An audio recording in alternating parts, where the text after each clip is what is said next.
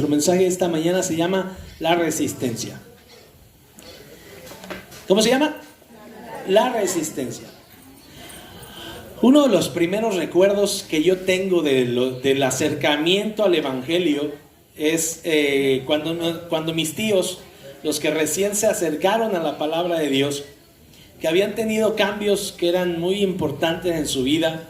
Usted los conocía 2 años antes y eran borrachotes, mujeriegos, golpeadores, hombres comunes y corrientes. Y cuando ellos se convierten, a la familia le empiezan a dar testimonio y los empiezan a agarrar a bibliazos para todos lados. La Biblia dice esto, la Biblia dice aquello. Y entonces, cuando a nosotros nos tocó escuchar el modo en el que nos compartían la palabra de Dios, pues de momento sí fue muy difícil aceptar lo que ellos nos querían enseñar. Más porque pues nosotros los conocíamos, ¿no? Yo cuántas veces no le quité a la esposa al otro de que la estaba dando sus buenos trancazos y te metías en medio, o vete por la cerveza, o vete por el pomo, vete por las cocas porque ya se acabó, ahora vete por el escuero, vete por los hielos. Ellos no me pedían que le prendiera el cigarro, mi abuela era la que me pedía que le prendiera el cigarro, pero yo conocía el trasfondo de la vida de mis tíos. Entonces, yo decía, ¿qué vienes a contar, gaviota? Pues yo conozco tus vuelos, ¿no? Pues yo sé por dónde has andado. Cuando ellos se convierten fue opuesto, no, pues bien bañados, bien vestidos, no fumaban, no tomaban, no malas palabras, todo el tiempo iban alabanzas.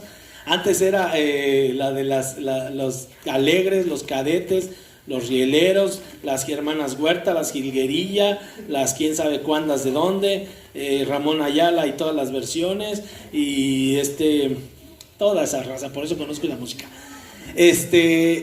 Y cuando ellos llegan, y puro Jesús Adrián Romero, Marcos Witt, y de ahí para acá, ¿y dónde quedaron las buenas, no? Aquella, Laurita mató a su novio porque ella no la quería. Esa yo me la sabía, por eso aprendí a cantar, me enseñaron a cantar con esas canciones. Entonces, llegan a mí, a mi esposa, y nos dicen, sus hijos están en maldición. Y yo, que se cayó. ¿Cómo? Sí, es que ustedes están viviendo fuera de la bendición de Dios y sus hijos son malditos por Dios. No, pues eso nos cayó como una bomba. Nos cayeron gordísimos. Y algo que causó eso, el saber que nosotros como matrimonio estábamos malditos y nuestros hijos estaban condenados a vivir todas sus maldiciones, pues el resultado era de esperarse, y usted también lo ha vivido. Cerramos nuestros oídos a lo que ellos pudieran decirnos. Son tíos muy queridos por nosotros, los aceptábamos, los escuchábamos, les dábamos el avión y nos dábamos la media vuelta y decíamos, oílo, oí el agua. Y así por mucho tiempo cerramos nuestros oídos a lo que ellos pudieran decirnos, nos alejábamos, y así como usted lo hizo, los tirábamos de locos. Si hay un cariño por ser familia o por ser amigos, pues te prestas un tiempo, pues después te vas y dices, sí, sigue con tus ondas y yo con lo mío.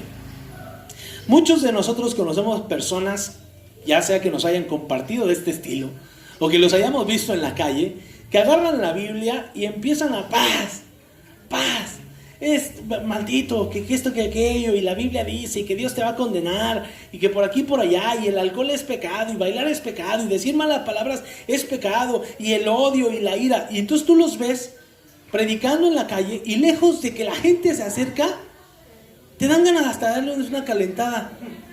¿A poco no? A mí sí cuando yo pasaba por ellos, sí decía, viejo trompudo, a ver si es cierto, bien bravo, ¿no?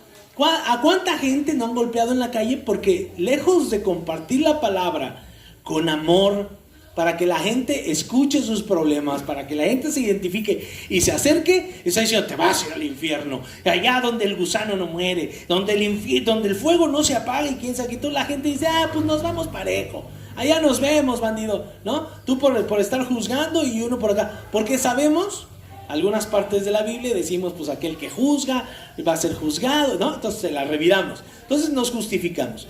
Lejos estas personas de causar el efecto que ellos están buscando, que es compartir la palabra de Dios y que la gente se acerque a las iglesias, ¿qué pasa? Los alejan. No, si yo voy a acabar como ese, ¿para qué quieres? Yo mejor así estoy bien. Entonces van desmotivando a la gente de tener una nueva relación con Dios, E incluso, como les decía, los llegan a agredir. Cuando tú ya te acercas a la palabra de Dios, cuando ya la conoces, ya la has escuchado, ya tienes un poquito más el oído abierto, puedes tomar una postura de cómo yo compartiría la palabra de Dios y cómo lo haría. Y tal vez yo lo haría diferente a mis tíos. De hecho, pues lo hago diferente. Yo no me gusta agarrar a bibliazos a la gente. ¿Por qué? Porque yo sentí lo que se siente que te agarren a tamborazo, ¿no? Que te maldigan y que te hagan y que de una vez la gente, ellos mismos, te digan: tú ya no tienes esperanza, estás condenado, vete al infierno. O sea, ni siquiera le dieron chance a Dios que tratara mi caso. Ellos mismos ya te dijeron: te vas al infierno, tú síguele como vas, no pasa nada, pues le sigo. Hoy ya podemos entender que el evangelio se comparte con amor, con paciencia, con firmeza, como lo hizo Jesucristo, pero tenemos otra visión porque ya lo podemos entender. Ya sabemos qué es estar sin rumbo, sin fe y sin Dios. Y antes no lo sabíamos. Si usted nota este tipo de compartimientos, cómo cada iglesia, cada persona comparte diferente la fe, nos damos cuenta que eso no solamente es exclusivo de la diferencia de las personas, sino también es dependiendo de a qué iglesia asista, cómo lo eduque su pastor, cómo lea la Biblia, cómo compartan el amor, el servicio en la comunidad de fe en la que él sirve, y ellos van y hacen lo que ven en la iglesia. Entonces, de ahí surge una pregunta muy importante. Hermano, ¿por qué dentro de los cristianos hay muchas diferencias? Hay que los que la falda larga, el cabello corto, la falda corta, el cabello largo, la falda parece cinturón, el cinturón parece estar en el pecho, toda la boobie de fuera, ahí no hay moral, pero acá hay más moral porque parece que se traen la cobija, allá leen mucho la Biblia, acá nada más la leen tantito, allá usan tambor, acá no usan tambor, acá usan puro teclado, acá dicen que la Biblia sí, pero acá dicen que también la Biblia y las tradiciones, y acá dicen que se hace esto y se hace aquello, y dices: no manches, entonces ¿quiénes son los verdaderos cristianos? ¿Quiénes son los creyentes? Porque aquel agarra bibliazos y te habla con amor. Te interpreta de un modo esta palabra y te le dice de otro. ¿Por dónde nos vamos? ¿Quién tiene la verdad? Bueno, para que nosotros podamos entender estos ejemplos de evangelismo, estos ejemplos de compartir la palabra, también nos demuestra que dentro de las iglesias hay diferencias. Dentro del modo de compartir hay doctrinas, tradiciones, días de culto. Los sabáticos, por ejemplo, dicen que el domingo pues no sirve para nada, que el bueno es el sábado. Los judíos siguen dejando de trabajar el viernes 3 de la tarde más o menos, calculando en sus calendarios los horarios. ¿A qué hora deben de terminar su trabajo el viernes? No porque sean flojos, sino porque para ellos el día termina a esa hora. Y tienen que guardarse para el sábado porque es el sabbat. Es el día de la fiesta. Entonces dices: a ver, judíos, sabáticos, evangélicos, presbiterianos, luteranos, anglicanos, ¿qué tranza con todos estos? ¿Qué vamos a hacer y a quién le vamos a creer? Unos dicen que se come carne, otros que no. Otros que se toma café, otros que no. Otros que se usa velo, otros que no. Unos que se danza, otros que no. Unos que se toca puro piano o se usa batería o pandero, y si hay grupo de alabanza o si nada más debe de haber un coro. ¿Cómo comprendemos dentro de la iglesia si estamos haciendo lo correcto o no? ¿No se lo iba a preguntar alguna vez? Porque usted tiene gente alrededor que va a las iglesias, incluso la misma iglesia católica, de donde salimos muchos de nosotros. No sé si alguno de aquí sea judío o algo así, pero la mayoría venimos de allá, del otro lado de la calle, ¿no? Y allá del otro lado de la calle, no sé si usted, pues la neta es que la vez que llegamos a ir, pues todavía no estaba convertido, y disculparás, entonces tú llegas y te quedas hasta atrás, así como columna, ¿no? Porque ya para aparte llegas tarde, o sea, para acabarla llegas, o sea, espérame tantito, pero llegas como ya media hora después de que empezó, ¿no? Entonces vas y te sientas bien, o si te alcanzas silla, y si no te quedas parado, y nada más estás rifleando acá la güera, la taconuda, irá nomás. Adiós, mija. ¿Cómo de que no? Amén, amén. Dense la paz. ¿Cómo de que no? ¿Cómo de que no? Tú nada más estás yendo, cumpliendo, criticando, juzgando. Vas a otras cosas menos a poner atención. Y luego si el padre se pone pesado, menos. Y de por sí no le haces caso, pues menos. Ya se puso ahora sí de: mire, yo lo conozco, padrecito. Abra su cuaderno y tome nota, porque vamos a dar un pequeño análisis de lo que ha sido la iglesia, de lo que es la iglesia al día de hoy, y cómo ha ido el cristianismo evolucionando, para que podamos comprender por qué hay tantas diferencias dentro de la iglesia cristiana. Desde la fundación del cristianismo, que es una división del judaísmo, ¿se alcanzan a ver ahí? Judaísmo, más o menos yo le voy leyendo, aquí dice, perdón por los colores, judaísmo, en la computadora se ve muy bien. El cristianismo ha evolucionado y se ha convertido en una de las principales religiones del planeta. Se le llama religión para no empezar con los problemas, ¿no? Pero usted ha visto que es un sistema de pensamiento, de fe, de enseñanza, que se convierte en una relación con Dios. Una religión, usted recuerde que es el modo en el que el hombre busca ligarse de nuevo con Dios. Religar, reunir. Y la religión está basada en rituales y tradiciones que dicen que yo tengo que empezar la búsqueda de Dios, ¿no? Yo empiezo con mi ritual para que Dios me conteste. Y cuando yo ya no quiero, yo ya no voy. Ya no le hago ritual, ya Dios no está. ¿Me explico? Eso es una religión. El hombre inicia la búsqueda. Pero el cristianismo es distinto, porque aquí empezamos a tener una relación con Dios. No es una religión, es una relación con Dios. Y en una relación, dice la Biblia, que el que primero te buscó fue Él. No fuiste tú. Entonces el cristianismo sale del judaísmo. Y a nivel mundial, el cristianismo tiene el 33% de la población mundial como tal, que lo profesa. Es una de las religiones, por así decirlo, más grandes de todo el mundo. El Islam también es otra de las religiones muy grandes del mundo. Pero así como el cristianismo está hecho por hombres, está formado por hombres en su constitución, no por su Dios, así como he tenido esa formación de humana, pues también han tenido problemas. Usted sabe que donde el hombre mete la mano siempre hay problemas. Y en el cristianismo ha habido dos grandes divisiones. Esas dos grandes divisiones se le llaman cismas, ¿no? Es un cisma, una división. Estas son las dos grandes cismas que se han hecho en el cristianismo. El primero fue el gran cisma entre la división entre el cristianismo latín y el cristianismo griego. No era sostenible. Este fue el primero, el más tradicional, llega hasta los años de 1000, hasta el 1000 después de Cristo más o menos, y ahí es cuando se causa esta gran división, y después de ahí surge la Reforma. En la Reforma, aunque Jesús estaba basado en este cristianismo, Jesús nada más llegó hasta aquí, hasta la primera división. Estos 1000 años fue el trabajo de los apóstoles. Se genera una división adicional que se llama la Reforma. Y esta reforma le da lugar al protestantismo. ¿Cuándo se da esta reforma? En el siglo XVI. 1600, 1500 más o menos es cuando se da esta división que se llamó la Reforma. Dentro de esta división que se llama la Reforma surge otro gran cisma. No se ponían de acuerdo. Somos hombres. Aún aquí en la iglesia hay veces que no nos llegamos a poner de acuerdo. De esta reforma en donde los que habían estado en desacuerdo con los otros grupos, se forman 3 grupos adicionales. El primero fue el grupo de los católicos, el segundo el grupo de los ortodoxos y el tercero el grupo de los protestantes. Cada uno de estas divisiones empezó de nuevo a tener su orden político interno y a establecer de nuevo como hombres idólatras tradiciones y rituales para poder tener un formato de gobierno. La Iglesia Católica como tal tiene una constitución que usted conoce. La primera es la del Papa. Esa es la figura más grande que tiene la Iglesia Católica Apostólica Romana, ¿no? Católica porque es universal. Eso significa ser católico.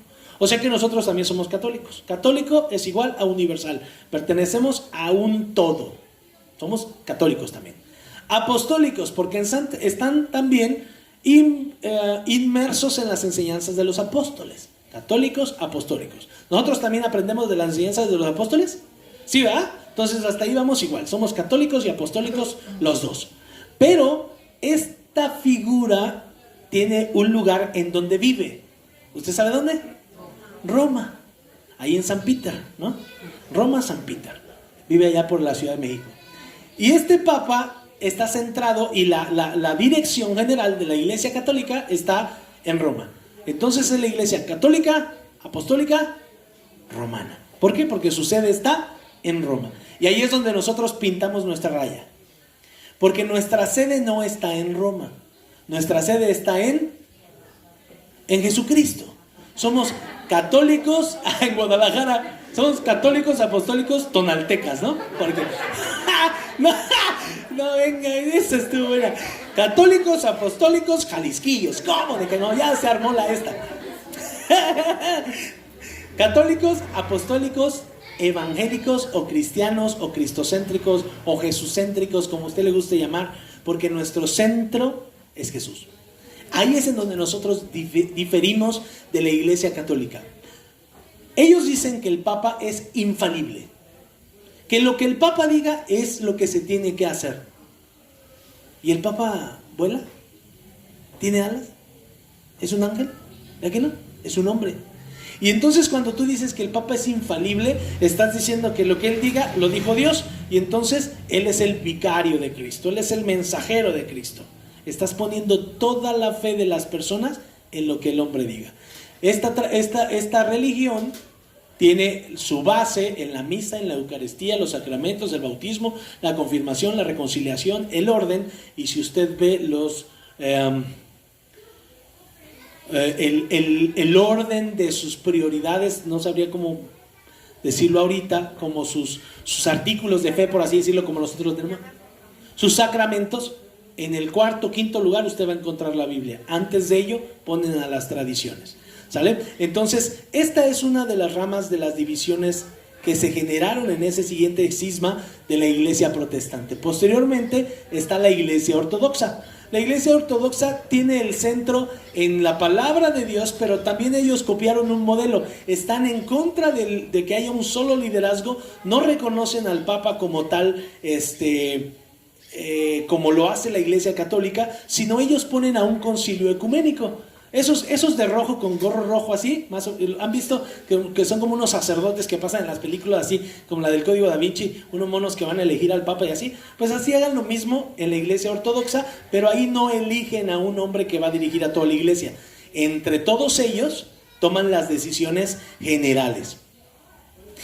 Lo que sí encontramos en estas iglesias es a un director o a un coordinador de ese grupo que se le llama patriarca. Si usted se va a la Biblia, existieron algunos patriarcados en el carácter histórico en Jerusalén, en Antioquía, en Atenas y en Alejandría. O sea, buscaron tener un modelo más o menos bíblico.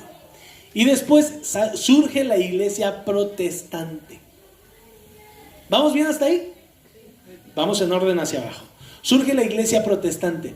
Y en esta iglesia protestante, que nace en Europa en el siglo XVI, estos fueron los grandes pensadores de ese tiempo, que se dieron cuenta que la iglesia ortodoxa o la iglesia católica estaba agarrando y diciendo: a ver, hermano, esos pecaditos que traes, con unos 5,000 varos los sacamos. Aquí traigo unas bulas papales, te las vendo, 5,000 pesitos, y mira, te voy a vender 1,000 años en el cielo. Ah, ¿cómo no? En una de esas Lutero se encontró a borrachos, gente que iban, me gané el cielo, y con sus actas, que eran bulas papales, que decían que ellos ya tenían la entrada al cielo. Entonces Lutero dice: a ver, eso no lo dice la Biblia. Y de ahí surgen las declaraciones del famoso Martín Lutero. No fue el único que se opuso a ese tipo de prácticas. ¿Por qué? Porque la iglesia machinaba dinero a todo lo que daba para construir San Pedro, la iglesia católica. Todo ese dinero que se recuperaba a través de las bulas papales sirvió para construir el imperio que hoy es esa ciudad en Roma. Es una ciudad muy pequeña, pero económicamente sumamente poderosa. ¿Por qué? Pues porque extrae de las minas que éramos nosotros, ¿no? Entonces, Lutero, Calvino y Montser dicen: esto no es. Sacan sus declaraciones, y entonces rechazan la jerarquía y el desplazamiento de la Biblia. ¿Por qué? Porque eran primero las tradiciones antes de lo que decía Dios. Y eso es precisamente lo que nosotros, como sus pastores, hemos tratado de hacer. Hemos tratado de enseñarles que si nosotros hacemos y desplazamos a la palabra de Dios, nunca vamos a conocer a un Dios verdadero. Y lo que sí vamos a hacer es llenarnos de puras tradiciones y volver a una religión aún dentro de la iglesia. Sin lectura de la palabra de Dios, el pueblo está ignorante. Las tres declaraciones que estos tres hombres hicieron y centraron fue que la iglesia debe de estar dirigida por un solo Dios, una sola escritura y una sola gracia. Y la gracia es de Dios y la escritura es de Dios. Todo concentrado en la palabra de Dios. En la iglesia protestante que salió de aquí, ¿no? Estos estaban en contra de estos estaban en contra de estos y de la reforma y de todo esto. ¿Ya ven? Nos vamos hasta abajo. Cuando hay hombres metidos en el negocio, todo siempre va a tener un problema. De esa iglesia protestante que dijo, no, pero todo tiene que ser un solo Dios, una sola palabra y una sola gracia, surgieron divisiones.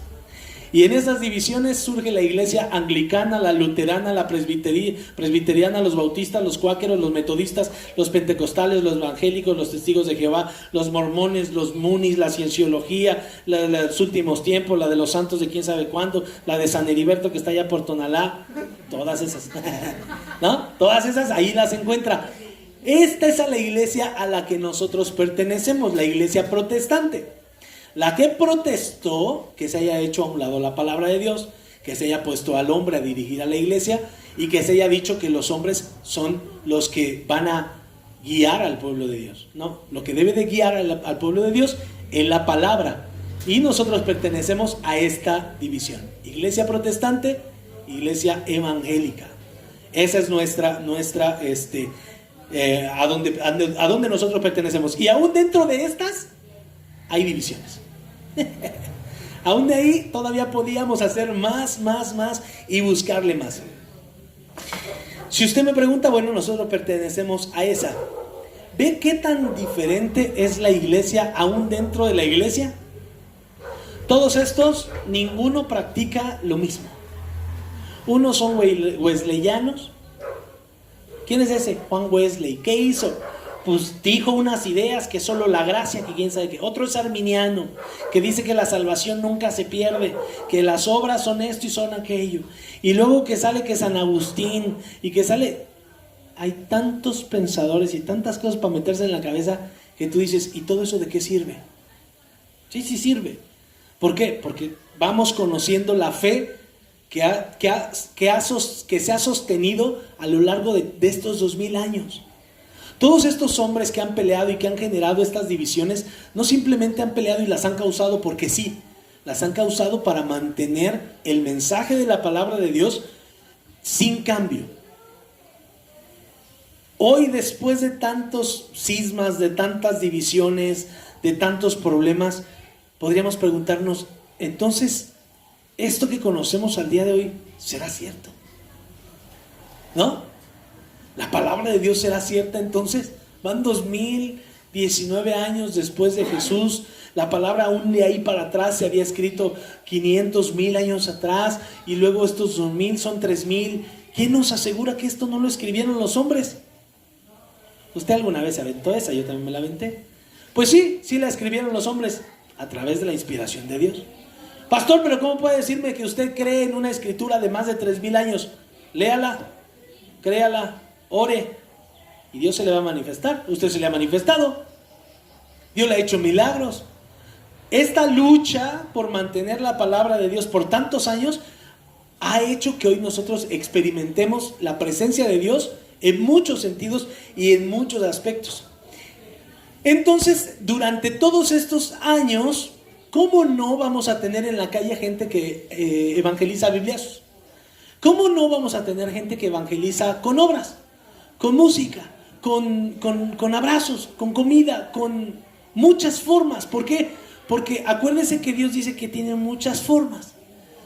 Él es multiforme. Ha permitido que el hombre busque el modo en el que le puede servir de todo corazón y ahí le sirva. ¿Por qué? Porque si usted busca a hombres de cualquiera de estas denominaciones, lugares, doctrinas, decisiones, han sido hombres que Dios ha usado y ha respaldado. Pero es que Él no hace lo mismo que yo. Sí, pero Dios no va a hacer lo mismo que tú crees. La Biblia dice que los pensamientos del hombre no son los pensamientos de Dios. Entonces, ¿qué tenemos que hacer? ¿Quién tiene la verdad verdadera? ¿Los de Tonalá? ¿Los de Guadalajara? ¿Los de Europa? No. ¿Qué hacemos? ¿Cómo nos comportamos? ¿Cómo le hablamos a la gente? ¿Cómo compartimos entre tantas diferencias? Entonces, ¿cómo sabemos quién es el que es verdadero, el del sábado o el domingo? Hay que escuchar la palabra de Dios una vez que conocemos de dónde venimos, de cuántas divisiones, a cuántas divisiones hemos tenido que enfrentarnos para poder tener una identidad hoy, cristianos, protestantes, evangélicos, y aún así somos de división wesleyana y todavía le damos para abajo. Esa identidad ahora nos sirve para saber que debemos de compartir la palabra de Dios de un modo. Abra la Biblia, por favor, en Romanos 14, versículos del 1 al 8. Romanos 14, versículos del 1 al 8.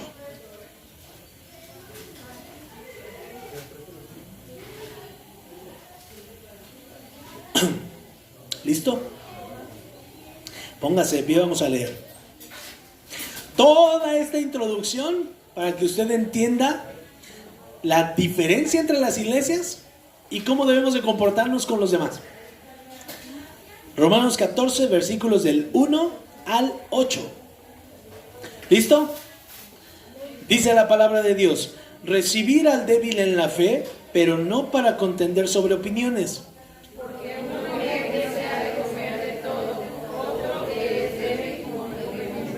El que come, no menosprecia al que no come. Y el que no come, no juzgue al que come, porque Dios le ha recibido.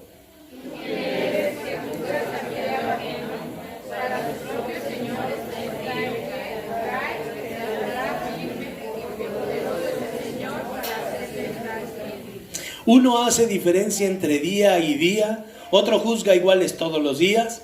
Cada uno esté plenamente convencido en su propia mente.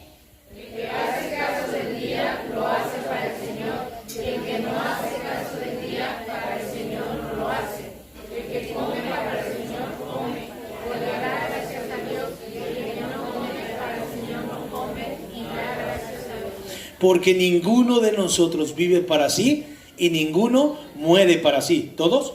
Pues si vivimos, para el Señor vivimos, y si morimos, para el Señor morimos. Así pues, sea que vivamos o que muramos, del Señor somos. Amén. Tome su lugar.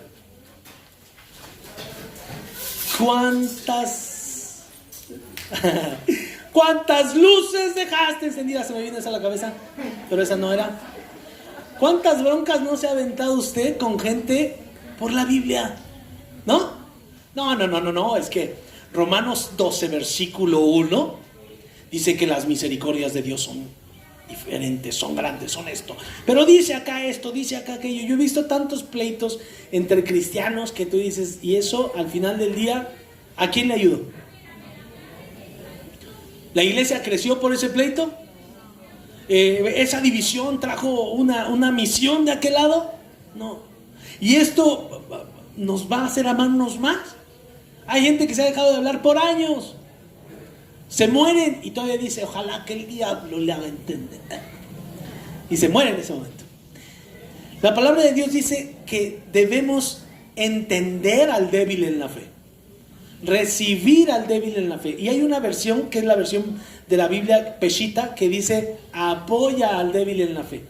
Y otra versión dice recibe al enfermo en la fe.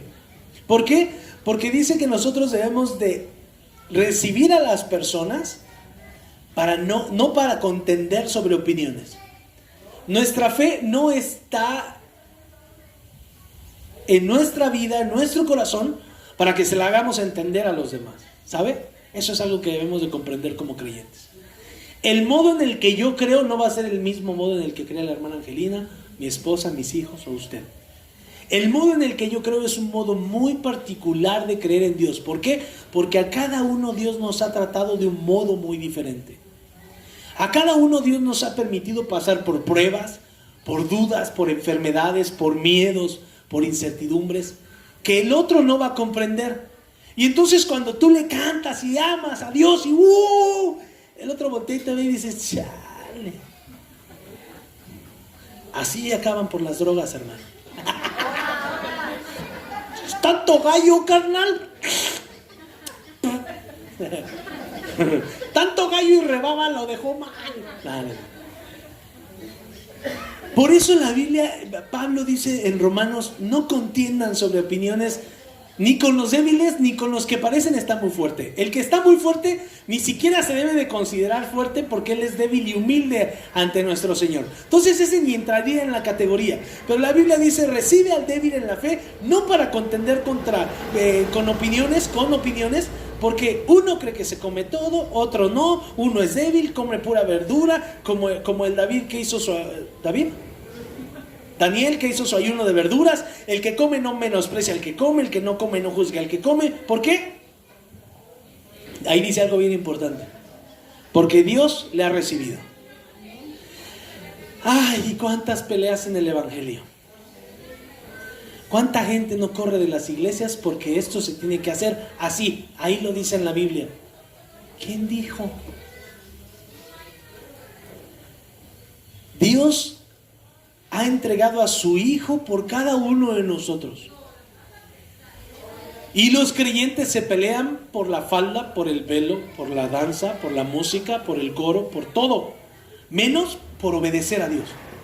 Yo nunca he visto una pelea dentro de la iglesia por decir, yo obedecí más a Dios, me viste, jalé más sillas y fui más al evangelismo y lavé los baños. Estaban así, mira, parecían conos del Burger King, de los así gacho, como que hubo promoción, carnal, y les dieron 2 por 1 hasta arriba, y aún así le metí la mano y dije, Señor, por ti, para destaparlo, Padre, gracias por morir por mí, Señor. Aleluya.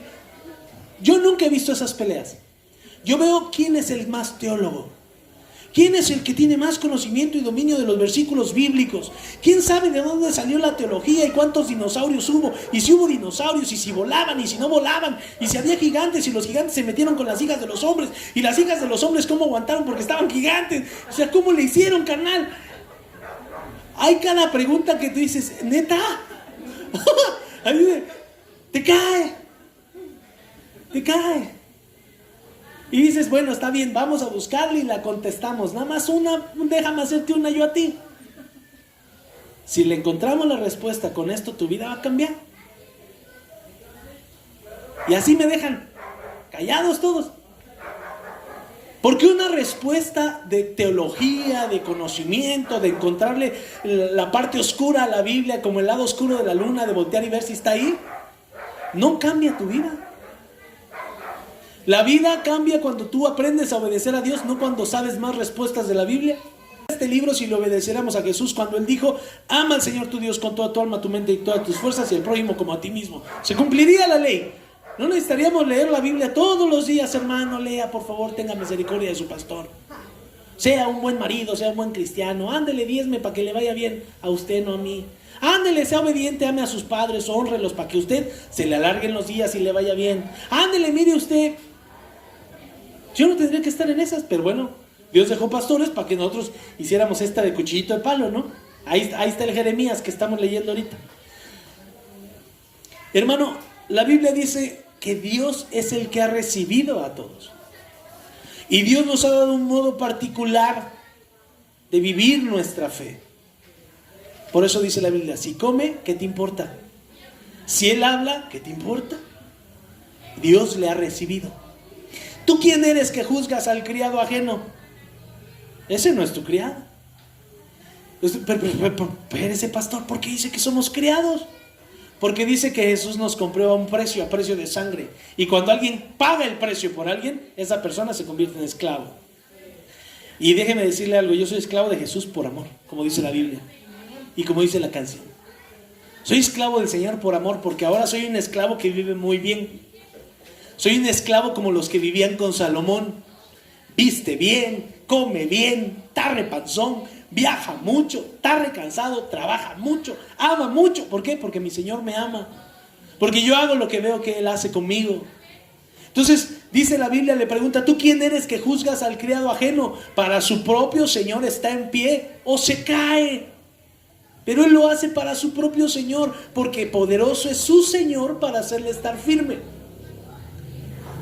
Y mientras nos la pasamos juzgando entre esto y entre aquello, no demostramos lo que realmente Dios, por lo que realmente Dios nos ha salvado. que es su amor, que es su misericordia. Hermano, nosotros fuimos hechos para amar, no para juzgar. La Biblia dice que el juicio le pertenece a Dios y Dios se lo va a dar a quien Él quiera. La Biblia dice que se lo dio a Jesús, pero usted manténgalo ahí. Dios le va a dar el juicio a quien Él quiera, no nos lo dio a nosotros. Nos dio la potestad de juzgar una vez que lleguemos al cielo y depende de lo que nosotros hayamos hecho y lo que Él haya visto y bla, bla, bla. Dice que nos sentaremos a juzgar con Él. Pero eso va a ser allá, no aquí. Y cuando nosotros peleamos y nos enfrascamos en tonterías, vea cómo dentro de la iglesia esas se convierten en unas tonterías que tropiezan a la misma iglesia. Entre quién sabe más, quién sirve más y quién esto y quién esto aquello. Dios nos sigue esperando a que nosotros digamos ya me voy a dejar perder el tiempo en esta, sí es cierto, tanta tontería. ¿Quién tiene la verdad? ¿Quién no tiene la verdad? Dios me ha llamado a servirle. Dios me ha llamado a honrarle. ¿Por qué? Porque Él ha demostrado que Él ha estado conmigo todos estos años. La Biblia dice que nosotros somos pueblo santo, nación santa, pueblo escogido por Él, reyes, sacerdotes, hechos ahora para tener un testimonio para la iglesia, un testimonio para el mundo, no para la iglesia. Y como ese pueblo santo y escogido por Él, nosotros debemos de saber reconocer, y lo hablábamos en la clase de la escuela dominical, a través de toda la obra que Dios ha hecho, nosotros debemos de saber de dónde Dios nos ha sacado, qué es lo que hemos aprendido, y que debemos de saber que todo eso es para edificar solamente a la iglesia. En ningún momento Dios nos ha enseñado la palabra, ni dejó su palabra para que entre nosotros nos destrocemos. Para que nos agarremos a bibliazos, órale, tenga. A ver, dice que es una espada, pues éntrale, papacito. Ahorita nos esgrimimos aquí la Biblia y a ver quién aguanta más cuchilladas. La Biblia dice recuérdales y exhórtales delante del Señor que no contiendan sobre las palabras. Lo cual no aprovecha para nada. Pero sí tiene un efecto. ¿Para qué es? Para perdición de los oyentes. Hay cristianos que tienen tan poco tacto que se agarran enfrente de las personas que no son creyentes. Aguántame tantito, como un tiro en la secundaria. Aguántame, agárrame la mochila. Ahorita vas a ver. Y empiezan a esgrimir los videos, usted los puede encontrar en el YouTube. Cristianos contra católicos, católicos contra evangélicos, protestantes contra testigos de Jehová contra mormones. Y se agarran ahí a argumentar. Al final del día, a todos esos grupos se les ha olvidado la palabra de Dios. La Biblia dice, exhórtales a que no contiendan contra palabras, porque eso de nada les aprovecha. Su salvación no está basado en lo que ellos sepan o no, pero eso es perdición para la gente que los está escuchando. Uy, si no se ponen ni de acuerdo en lo que ellos creen, ¿tú crees que yo lo voy a creer? No, que se pongan de acuerdo y ahora sí vienen y me enseñan, porque uno dice que sí, otro dice que no, otro dice que para allá, otro dice que para acá, otro que vino, otro que no vino, otro que puerco, otro que no puerco. Esto es lo que se nos ha olvidado, hermano, que esas divisiones, esas posturas religiosas, lo único que hacen es alejar a las personas de la iglesia. Yo ya no voy. Y se nos ha olvidado que Dios nos ha dado un ministerio. Y nos ha dado un ministerio sumamente importante. Y ese es el ministerio de la reconciliación. Dios nos salvó no solamente para calentar las bancas. Dios nos salvó para reconciliar a las personas con Él. ¿Cómo? A través del Evangelio. Compartiéndoles las palabras de Dios. Enseñándole que Dios es desde Génesis hasta Apocalipsis un padre que está preocupado porque sus hijos están extraviados y que son desobedientes y que les tiene que nalguear, pero que al final del día provee los medios para que ellos puedan tener una mejor calidad de vida, que tengan paz, que tengan amor y una vida eterna. ¿Y qué cree? El hijo es necio. Es como el puerco, como el perro que regresa y se traga el vómito, como el puerco que va y se ensucia otra vez. ¿Por qué? Porque no sabe estar limpio. Y así somos los hombres. No sabemos valorar lo que Dios nos ha dado. Si tuviéramos todo el día en nuestra mente que somos partidarios del ministerio de la reconciliación, jamás levantaríamos la boca ni la abriríamos para juzgar a alguien de la iglesia. La abriríamos para reconciliarlo con el Señor. para soportar sus pruebas, para llevar sus cargas, para poder reconciliar a esa alma de nuevo, porque pecó, con ese Dios que es un Dios perdonador, un Dios santo, un Dios bueno, un Dios justo. Por eso el hombre, los creyentes debemos de ser este lazo entre Dios y los hombres. Para eso nos llamó el Señor. Por eso Pablo les dice, los romanos, a ese grupo de romanos a los que les estaba escribiendo, era una nueva iglesia que se formaba. Recuerde que esa ciudad estaba formada, esa iglesia en la ciudad de Roma estaba formada por muchos hombres de muchas religiones. Por eso les escribe esta carta. Muchos comen carne, otros no, otros hacen esto, otros no. Pero ustedes deben de aprender que el amor debe de estar por encima de cualquier diferencia. Y con eso es suficiente. Si aquel no come, déjalo. Él está pensando que no está comiendo para su Dios, está honrándolo. Si tú lo juzgas, tú ya estás juzgando a un siervo de Dios. Entonces vea cómo la palabra nos está diciendo: apréndanse a relacionar dentro de la iglesia, aprendan a aceptarse unos a otros, aprendan a amarse unos a otros, aprendan a servirse y a entender que dentro de la iglesia somos personas completamente diferentes y todos honramos a Dios de un modo. No vamos a honrar a Dios del mismo modo todos, como lo decía al principio. Por eso Pablo en el capítulo 13 les habla con autoridad y les dice: señoras y señores, conozcan el tiempo. Romanos 13, versículo del 11 al 14. Conozcan el tiempo, ya es hora de levantarnos del sueño. Ya es hora. Ya nos la pasamos mucho tiempo dormiditos, mis hermanos, en la iglesia. Ay, apapachándonos todos a gustos. Ahora está más cerca nuestra salvación que cuando creímos. Y déjenle digo una cosa: esta criatura se convirtió a los 29 años. Hoy tengo 39. El tiempo se me ha ido como agua entre las manos. Y déjenle digo una cosa: a mí esta palabra me checa bastante.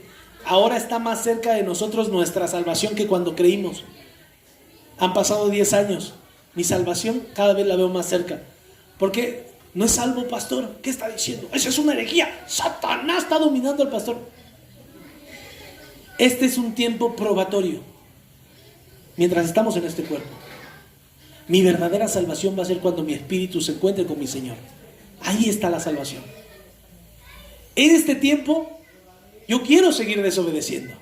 Yo quiero seguir haciendo mi santa voluntad. Ya llegué de donde andaba y voy para acá y voy para allá. Así como usted. Mi salvación cada vez la veo más cerca. Una enfermedad, un accidente, muerte natural, no lo sé. Pero mi salvación va a llegar. La noche ya está avanzada, ya hace mucho tiempo que la maldad está en este mundo. Hace mucho tiempo que la maldad estaba en mi corazón. Ya la noche ha avanzado. Se acerca el día de Jesucristo. Desechemos las obras de las tinieblas y vistámonos de las armas de luz. Esa es una decisión propia. Quitarte las tinieblas de tu corazón, quitártela de tu mente. Esa es una decisión propia. Una que debe de tomar el creyente. El incrédulo no la va a tomar. El incrédulo va a seguir viniendo a la iglesia todos los días de su vida. Y escuche lo que estoy diciendo. A la iglesia. Va a venir todos los días de su vida, pero su vida va a ser exactamente la misma. No va a haber un testimonio de una conversión. Desecha pues las obras de las tinieblas y vístete las armas de luz. Y anda honestamente. ¿Cómo? No andes en glotonerías, no andes en borracheras, no andes en lujurias y en lascivias, no andes en contiendas y envidias, sino vístete del Señor Jesucristo. ¿Quieres resistir todas esas pruebas, la glotonería, la lujuria, borrachera? Vístete de Jesucristo. ¿Cómo? Sabiendo que tienes un ministerio, el ministerio de la reconciliación. No el ministerio del conflicto religioso. No lo tienes, ese no lo tienes, ese ni existe. Y dice: no proveas para los deseos de la carne. No proveas. ¿Y qué es proveer? No traigas, no lleves, no metas a tu mente, no metas a tu corazón deseos de la carne. Hermano, estamos comprometidos a vivir una vida llena de la presencia de Dios. Nuestra verdadera preocupación es cómo debemos de servirle a los demás. No cómo los otros me van a servir a mí. A mí me sorprende y ahí le va el palatanazo, ¿por qué no? Tengo toda la autoridad, soy su pastor. A mí me sorprende cómo muchos esperan a que los otros acomoden la silla para que yo me pueda sentar a comer. Y se van sin agarrar la silla, ni siquiera ni doblarla. ¿Y usted cree que los demás se molestan en que le puedan quitar y poner la silla? No, el pastor es el primero que está doblando las sillas al final. ¿Por qué? Porque en esa silla se sentó un alma por el cual el Señor pagó el precio. Y yo hasta le daré un beso a donde usted se sentó, pero no lo voy a hacer. ¿Ah? Eso sí me lo guardo. Muy para mí. Pero ¿sabe qué? Yo levanto esa silla porque ahí se sentó un alma por la cual Dios pagó el precio.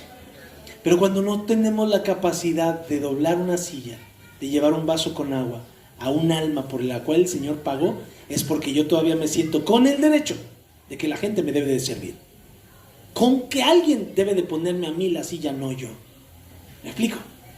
De la abundancia del corazón habla la boca. Y a veces ni es la boca.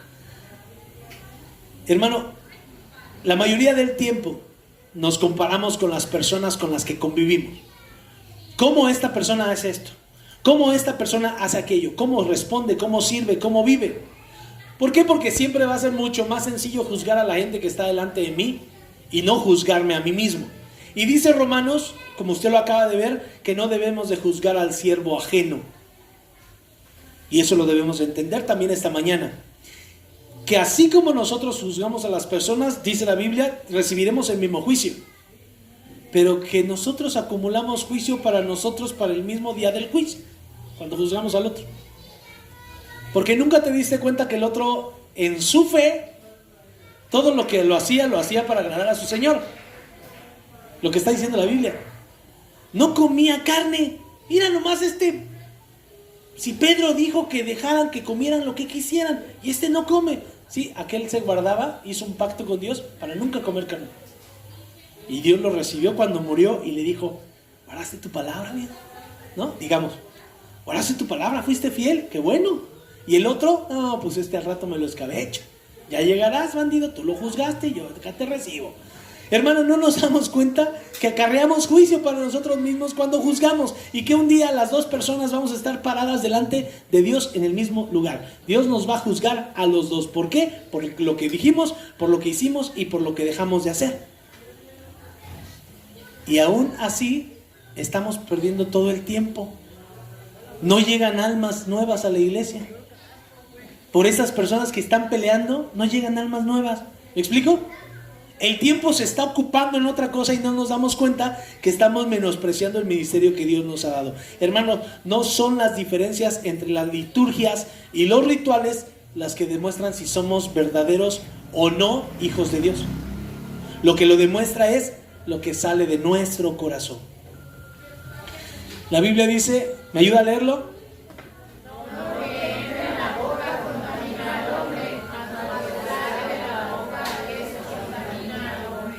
¿Cómo cree?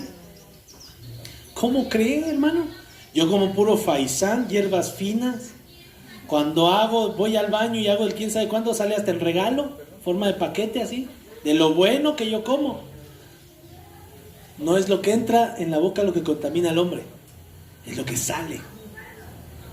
Y cuando usted ha venido a escuchar la palabra para agarrarla como una arma en contra de las demás personas y atacarlas con esa arma, solo lo único que está diciendo es que en su corazón no hay amor, en su corazón hay odio, hay ira, hay rencor, hay tristeza. Debemos, hermanos, saber que somos la resistencia de Dios. Por eso así se llama este mensaje. Somos una iglesia y somos la resistencia de Dios. ¿Por qué? Jesús, rodeado por 5,000 personas, solo se quedó con 12, y esos 12 hicieron la resistencia en ese tiempo. Y lograron que la palabra de Dios fuera transmitida a nosotros, que el evangelio pudiera llegar a nosotros, la obra y sacrificio de Jesucristo, su vida, obra, muerte y resurrección, la conociéramos nosotros. 12. Y de 12 ni todos sirvieron. Y del que se murió, del que se colgó, pusieron al famoso Matías, y el Matías nunca jamás volvió a aparecer, porque a él lo pusieron en un cargo, pero Dios no lo llamó. Y los otros entregaron su vida, ¿para qué? Para que ellos pudieran asegurarse de que en algún momento nosotros recibiéramos esa palabra. ¿Y se imagina si se hubieran puesto a pelear por doctrinas como nosotros? A veces lo hacemos. ¿Se imaginan si hubieran perdido su tiempo en quién levanta, quién no levanta, quién ofrenda, quién diezma, quién no diezma, quién sí va, quién no vino? No hubiéramos alcanzado salvación. O quién sabe por quién más hubiera llegado la palabra. Dios lo hubiera hecho. Hermano, la Biblia dice, ninguno de nosotros vive para sí, ninguno muere para sí. Vivimos para Dios y morimos para Dios. Aquellos que hemos creído en Él. Y los que no, viven para sí mismos y mueren para sí mismos. Pero a ese y al otro, Dios los va a juzgar. La Biblia dice que los que sabemos un poco más, debemos de guardar nuestro testimonio para no ser tropiezo para los que son débiles en la fe. Si usted ya sabe un poquito más de Biblia, debe de aprender a guiar a los pequeños en la fe, no tropezarlos. No hables así, no digas así, no te comportes así, no juzgues así, no esto así. Guiarlos. Reciban a los débiles en la fe, a los enfermos en la fe, a los que aún no se han afirmado. Si nosotros, como ya conocedores de la palabra de Dios, como hombres que ya tenemos un poquito más de experiencia, vemos que alguien, la bebida, la comida, las palabras, el comportamiento, le es tropiezo, la Biblia dice que lo dejemos de hacer, por conciencia delante de Dios y delante de esa persona. Ay, pastor, debo de dejar de comportarme. La Biblia dice, usted haga lo que quiera. Si comer delante de una persona es tropiezo, no comas. Si beber algo delante de otra persona es tropiezo, no lo tomes. ¿Por qué? Porque esa persona se puede desviar. Lo que para ti no es un tropiezo, para el otro sí lo puede ser. Para mí un cigarro yo me lo puedo echar y no fue nunca mi vicio. Y no vuelvo a regresar a él jamás. Una cervecita porque tengo calor, me la chuto y no pasa nada. Pero alguien que fue alcohólico, eso es regresar a una vida de destrucción. Por eso la Biblia dice eso. Hermano, ya no nos juzguemos más. Más bien decidir no poner tropiezo u ocasión de caer al hermano. Dice Pablo, yo sé y confío en el Señor que nada es inmundo en sí. Mas para el que piensa que algo es inmundo, para esa persona sí lo es. Si por causa de la comida tu hermano es contristado, ya no andas conforme al amor. No hagas que por tu comida se pierda aquel por quien Cristo murió. No sea vituperado tu bien, no sea mal hablado tu bien, porque el reino de Dios, recuerda que no es comida, no es bebida. El reino de Dios es justicia, es paz, es gozo en el Espíritu Santo. El que en esto sirve a Dios, en el que en esto sirve a Cristo, agrada a Dios y es aprobado por los hombres. En estar atento a si mi comportamiento tropieza al otro, lo voy a corregir. Mis palabras tropiezan al otro, lo voy a corregir. Y la Biblia dice, el que en esto sirve a Cristo, agrada a Dios y es aprobado por los hombres. ¿A usted lo juzgan en su trabajo, sí o no? ¿En su familia, sí o no? Yo voy a ver cómo se comporta Ángel ahí en la chamba y a ver si es cierto que eso me va a demostrar que es cristiano. A Dancito, hace rato tomaba y ahora no toma y nada más voy a estar viendo a ver cómo habla, cómo se comporta, porque ahora es el aleluya. Con tu comportamiento dice que agradas a Cristo, agradas a Dios y eres aprobado por los hombres. Hermano, la palabra de Dios no es para contender. Tenemos que quitar las barreras que hemos levantado y esa separación que hay en la iglesia de a ver quién sabe más, quién sabe menos, quién sirve más, quién sirve menos. La Biblia dice que tenemos que quitar esos obstáculos y lo primero que tenemos que llevarnos esta mañana es que la palabra de Dios no es para pelear. Aún y que tengamos diferentes pensamientos, la palabra de Dios no es para pelear, es para edificar, es para que crezcamos. ¿Por qué? Porque Dios salvó a las personas, no tú. No tú. Esto es bien importante. No fuiste tú quien pagó por el precio de la persona que está a tu lado. Entonces, habemos que respetarla. Y tercero, el servir, el amar, el guiar, el edificar es una decisión. Entonces decide amar antes que tropezar a las personas. Y eso te convierte en la resistencia. La sociedad necesita ahorita personas que estén decididas a hacer esto. A amar por encima de cualquier circunstancia. ¿Por qué? Porque tenemos una nueva naturaleza. ¿Sale? Entonces, la palabra no es para contender. Las personas que tú juzgas no son tuyas. Y la tercera, decide amar, no tropezar a los demás.